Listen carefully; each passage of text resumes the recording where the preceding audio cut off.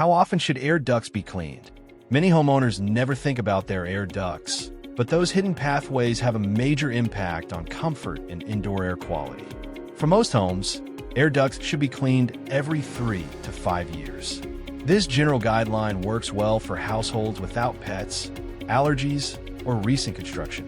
Regular HVAC maintenance and filter changes help slow buildup and extend the time between cleanings.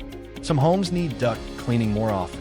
Homes with pets, allergy or asthma concerns, indoor smoking, remodeling projects, or high dust and pollen levels may need cleaning sooner. The right schedule depends on what is happening inside your home and HVAC system.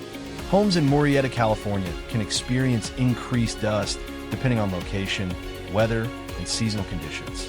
Dirty ducts can restrict airflow, reduce efficiency, and circulate contaminants throughout the home. A professional inspection helps determine whether duct cleaning will actually improve comfort and air quality.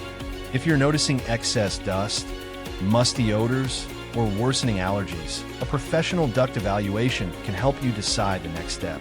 Airtime heating and air focuses on what your home truly needs, not one-size-fits-all recommendations.